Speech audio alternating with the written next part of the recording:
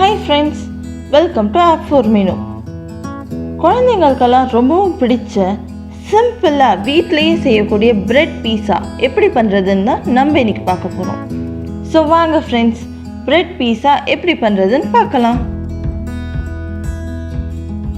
ஒரு பவுலில் 1/2 கப் தக்காளி, 1/2 கப் வெங்காயம், 1/4 cup orange capsicum, 1/4 cup green capsicum, 1/4 cup yellow capsicum, 1/4 cup red capsicum, கொஞ்சம் sweet corn, தேவையான அளவு உப்பு, 2 ஸ்பூன் பீஸா சாஸ்,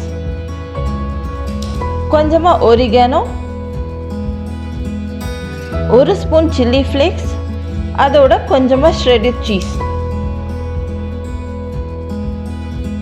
இதை எல்லாத்தையும் சேர்த்து நல்லா கலந்து விட்டுக்கோங்க. ஸ்டஃபிங்கான மிக்சர் ரெடி ஆயிடுச்சு. ஒரு பவுலில் 2 spoon mayonnaise, 2 spoon tomato ketchup சேர்த்து நல்லா கலந்து விட்டுக்கோங்க. இதுதான் நம்மளுக்கு பீஸாக்கான ஸ்ப்ரெட்டு.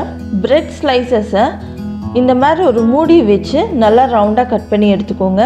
ஒரு குக்கி கட்டர் இல்லைன்னா அதை விட ஒரு சின்ன சைஸ் மூடியை வச்சு இன்னொரு இன்னர் சர்க்கிளையும் கட் பண்ணி எடுத்துக்கோங்க. இந்த 2 பிரெட் ஸ்லைசஸும் தான் நம்ம பீஸா பண்ணுறதுக்கு யூஸ் பண்ண போகிறோம். ரவுண்டாக கட் பண்ணி வச்சுருக்கிற பிரெட் ஸ்லைஸில் நம்ம ஏற்கனவே ரெடி பண்ணி வச்சுருக்கிற டொமேட்டோ மயனீஸ் ஸ்ப்ரெட்டை இந்த மாதிரி நல்லா ஈவனாக ஸ்ப்ரெட் பண்ணி விட்டுடுங்க. இப்போது ரெடி பண்ணி வச்சுருக்கிற மிக்சரை இந்த மாதிரி அந்த பிரெட்டுக்கு நடுவில் வச்சு ஸ்டஃப் பண்ணிவிடுங்க. இந்த மாதிரி எல்லா பிரெட் ஸ்லைசஸும் நீங்கள் ரெடி பண்ணி வச்சுக்கோங்க. ஒரு தோசை தவாவில் கொஞ்சமாக பட்டர் தடவிட்டு அதுக்கு மேலே நம்ம ஏற்கனவே ரெடி பண்ணி வச்சுருக்கிற பிரெட் ஸ்லைசஸ் எல்லாம் இந்த மாதிரி வச்சு நல்லா 2 பக்கமும் திருப்பி போட்டு ரோஸ்ட் பண்ணி எடுத்துக்கோங்க.